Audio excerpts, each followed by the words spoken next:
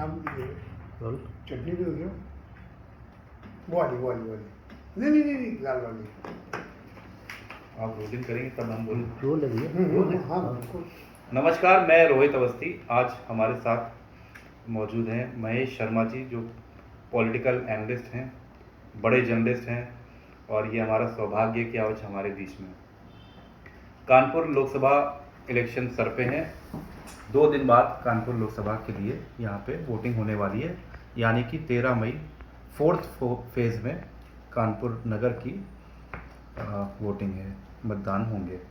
कानपुर में जो पहले लोकसभा इलेक्शन थे 1951 में, यानी कि फर्स्ट लोकसभा, उसमें ऐसा माना जाता है, जनरली ये कहते हैं कि कानपुर के पहले सांसद हरिहर नाथ शास्त्री जी थे।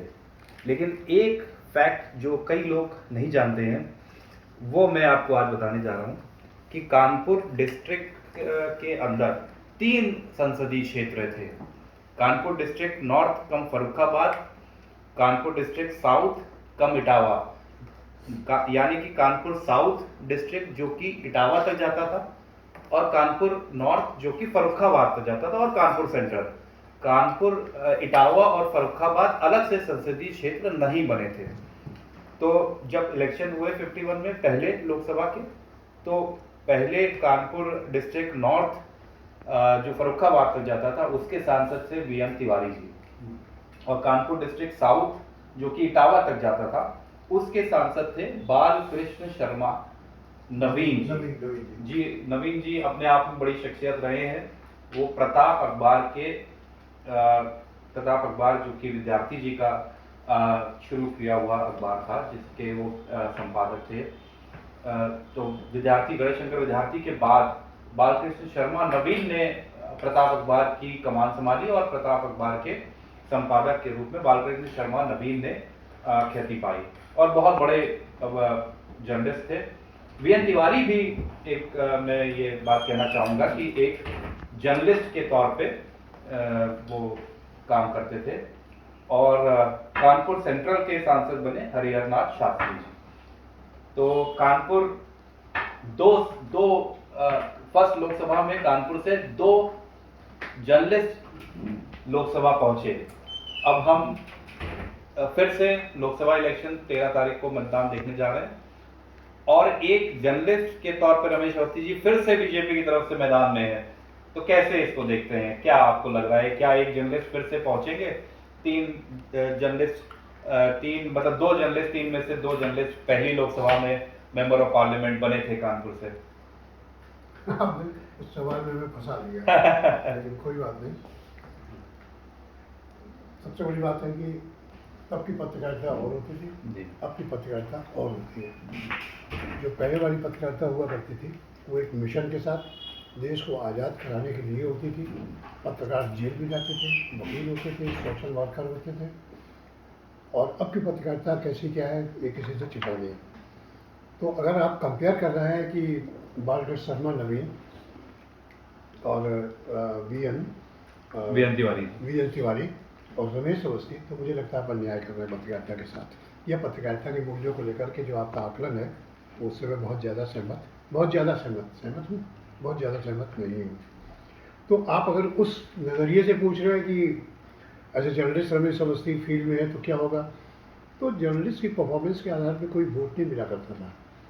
तब देश आज़ाद हुआ था, पहली बार इलेक्शन हुए, लोगों में कांग्रेस का क्रेज था, किसी को भी खड़ा कर दो वो जीत जाता जी।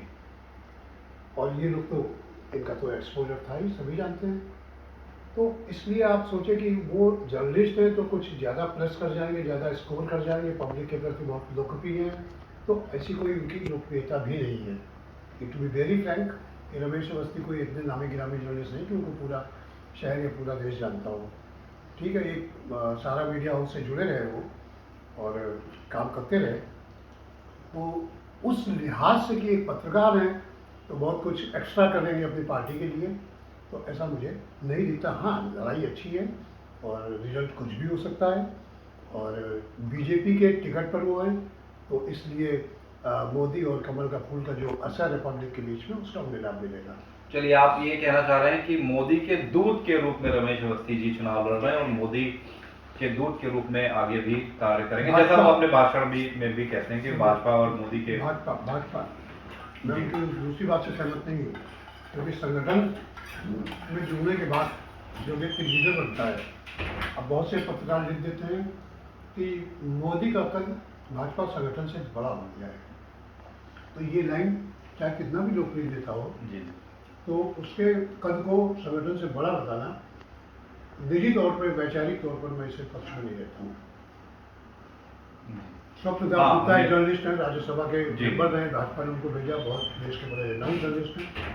उनका आर्टिकल इंडिया टुडे में छपा था 2013 में, तब ये मोदी कैंपेन कमेटी के चेयरमैन हो गए थे। मैंने बहुत पढ़ा था, ये लाइन उन्होंने लिखी थी। तब हम लोगों ने कहा था कि इनको कुछ ना कुछ पुरस्कार मिलेगा, और मिला। ठीक बात है। मतलब व्यक्तित्व का कद पार्टी से बड़ा नहीं हो सकता। पहले भी हम लोगों ने देखा है कई लोग पार्टी छोड़ के गए, जैसे कल्याण सिंह उमा भारतीय जनता पार्टी या बड़े नेता ने अपनी पार्टियां बनाई, लेकिन बाद में विलय करना ही पड़ा। ये शिवपाल अभी हमारे पास उमा भारती एक नहीं तमाम है, हर पार्टी में हमारे पास लेटेस्ट एग्जाम्पल शिवपाल यादव आज की तारीख में। मतलब मुझे ये कहने में कोई गुरेज नहीं है कि अगर मोदी माइनस बीजेपी तो मतलब कुछ नहीं है। तो क्या मतलब आप कहना चाहते हैं कि कहीं ना कहीं बीजेपी पार्टी जिस तरह खड़ी हुई है, जो बीजेपी की अपनी जो नीति रही है, और जिस तरह बीजेपी को जिन लोगों ने सींचा और बोला, कि आपको एक किस्सा आपने पुराना बताया तो मैं भी बता रहा हूँ। 1971 में समझिए कि कानपुर में इलेक्शन हुए और उस समय कांग्रेस बहुत मतलब उस पर थी, चढ़ाव पर थी। ऐसे बनर्जी 4 बार यहाँ से पार्लियामेंट चले गए थे, पार्लियामेंटेरियन चले गए थे, और उनको कांग्रेस उनके खिलाफ 3 बार लड़ी। चौथी बार कांग्रेस ने उनको सपोर्ट किया। 71 के इलेक्शन में ही was supported by left party as well as Congress party. उस समय जनसंघ के टिकट पे लड़ रहे थे बाबूराम शुक्ला, पूर्व विधायक रहे, अब नहीं है, दिवंगत हो चुके हैं, ईश्वर उनकी आत्मा को शांति दे। उस समय बाबूराम शुक्ला ने जनसंघ के टिकट पे दीपक चुनाव चिन्ह था, 25% वोट हासिल किए थे। That was the highest. तो स्पार्क तब भी था बीजेपी या जनसंघ को लेकर के। तो अगर इस तरह बहुत से ऐसे लीडर हुए, अटल जी का क्या कम योगदान है बीजेपी को बिल्ड करने में? आडवाणी जी का योगदान तो मैं निजी तौर पर सबसे ज़्यादा मानता हूँ, क्योंकि जब मंडल आयोग लागू हुआ था तो उससे वीपी सिंह की सरकार में, तो राष्ट्रीय मोर्चा वाम मोर्चा की सपोर्ट से सरकार चल रही थी। तो राष्ट्रीय मोर्चा को लीड कर रहे थे आडवाणी जी, समर्थन वापस ले लिया, कमंडल पकड़ा, सीधा राम मंदिर वाला इशू चल ही रहा था। तो उसमें जो हिंदुत्व का, जो हिंदुओं का पोलराइजेशन हुआ था उस मंदिर को लेकर के और इनकी रथ यात्रा को लेकर के, आडवाणी जी के, इनको लालू यादव ने गिरफ्तार भी किया था बिहार में। तो वो जो जागरूकता आई, जो एक जागृत हुआ हिंदू समाज अपने सनातन धर्म को लेकर के, और वो पार्टी जो सनातन धर्म की पैरोकार रही है या हिंदुओं की पैरोकारी करती थी, अगुवाई करती थी, उसके नेताओं को उन्होंने लाइक किया, सीटें तब से बढ़ना शुरू हुई। और अगर वो बीज ना बोया जाता तो आज यहाँ पर भाजपा 303 या 4 सीटों पे खड़ी ना होती, और मोदी जी होता, वो ना हो रहा होता। जी, बड़ी लंबी कहानी है इस भारतीय जनता पार्टी के पीछे। बड़ी त्याग और तपस्या रही है जनसंघ का से लेके आज तक जो देख रहे हैं। हम लोग वापस कानपुर की सीट पे कुछ बात करते हैं। आपकी क्या राय है कि आलोक मिश्रा जी इंडिया गठबंधन के प्रत्याशी हैं और एक चुनौती देखते हैं कि नहीं देखते हैं, कि क्या उनके व्यक्तिगत तौर पर उनका राजनेता के बारे में उनका क्या आंकलन है और किस हिसाब से चुनौती दे पा रहे हैं? देखिए, आलोक मिश्रा हमारे व्यक्तिगत मित्र भी हैं और हम लोग एक ही कॉलेज के पढ़े हुए हैं, हालांकि मैं उनसे सीनियर था। तो उनके अंदर ये जो राजनीति का, नेतागिरी का स्पार्क था वो तब भी था। झारखंड के चुनाव में सक्रिय रहते थे, फिर कांग्रेस में चले गए, काफ़ी सक्रिय रहे। वो एक संपर्क में बने रहते थे, फील्ड पे रहते थे, लोग जानते थे। कांग्रेस ने उन्हें कल्याणपुर से टिकट भी दिया था, हालांकि हार गए थे, 2 बार हारे। उनकी पत्नी मेयर का हार चुकी है। तो चूँकि भाजपा का ग्राफ बढ़ रहा था तो कांग्रेस की टिक ही नहीं रही थी, किसी के भी पाँव लौटा जाते थे। तो मैं अवस्थी को नहीं जानता हूँ, उनके बारे में मैंने बहुत मतलब मैं कभी नहीं मिला उससे, आज तक नहीं मिला। तो मैं बहुत ज़्यादा उनको लेकर के मुतमईन नहीं हूँ कि वो पॉलिटिकली कितना साउंड है या सोशली कितना साउंड है या जर्नलिस्ट कहते हैं अपने को, उनकी उस फील्ड में कितना साउंड है इसका भी मुझे बहुत ज़्यादा अंदाज़ा नहीं है, लेकिन उनको जो चीज़ प्लस कर रही है वो एक कमल का फूल प्लस कर रही है, नरेंद्र मोदी जैसे दिग्गज नेता का नाम उनको प्लस कर रहा है, और उनकी जीत का यदि कारण होगा तो यही दो चीज़ें होंगी, क्योंकि अंदर खाने की क्या चीज़ें हैं वो सब जानते हैं। अब रही आलोक मिश्रा की बात, तो आलोक मिश्रा की इक्वेशन भी अपनी जगह ठीक ठाक है। उन्होंने आते ही सबसे पहले जैसे रमेश अवस्थी का टिकट हुआ उन्होंने बाहरी का मुद्दा उछाल दिया, और रोहित जी कानपुर की जो इलेक्शन हिस्ट्री का ये पहला ऐसा चुनाव है जिसमें दो कान्यकुब्ज ब्राह्मण, क्योंकि कान्यकुब्ज ब्राह्मणों की ये भूमि है, दो कान्यकुब्ज ब्राह्मण आमने सामने, एक कानपुर का है और एक है फर्रुखाबाद का। तो उन्होंने आलोक मिश्रा ने बाहरी वाला पहले ही चला दिया, तो वो काफ़ी कुछ चर्चा में भी आ गया। अब आप गोविंद नगर और किदवई नगर विधानसभा क्षेत्र को ले लीजिए, सबसे ज़्यादा ब्राह्मण वोटर यही रहता है, और यहीं से भाजपा लीड करती है, तो बम्पर लीड करती है, वो जाकर के आगे कैंडिडेट की जीत का कारण बनती है। भले ही आप सीसामऊ वालेनगर और छावनी विधानसभा क्षेत्र से आप जीत रहे हो, लेकिन सारी लीड बराबर कर देती है। हर चुनाव में ऐसा होता रहा, सिर्फ विकास के चुनाव में भी ऐसा हो, लेकिन उधर से उनका वो जीतने के कारण एक अलग थे, पार्टी के इनर कॉन्ट्रडिक्शंस थे। जब 2004 में जीते तो 4,500 से सिर्फ विकास जी जीते थे। सत्यदेव पचौरी कैंडिडेट थे, 2009 में सतीश महाना थे।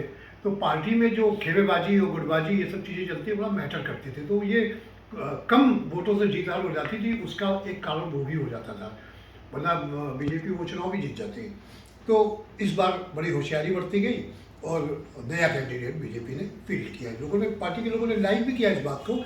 और बाकी जो है कार्यकर्ताओं के और संगठन के मन में क्या चल रहा है, लोग जुटे हैं, काम कर रहे हैं, तो स्पार्क जो है पार्टी को लेकर के, प्रधानमंत्री के नाम को लेकर के, वो काम आ जाएगा, तो रमेश अवस्थी लोकसभा पहुंच भी सकते हैं। तो ये थे हमारे साथ महेश शर्मा जी, और कि जीत तो आखिर एक कान्यकुब्ज ब्राह्मण की होगी, ये कहना चाहे रमेश अवस्थी या आलोक मिश्रा। 13 मई को वोटिंग के बाद हम लोग 4 जून को रिजल्ट देखेंगे। नमस्कार, बहुत बहुत धन्यवाद।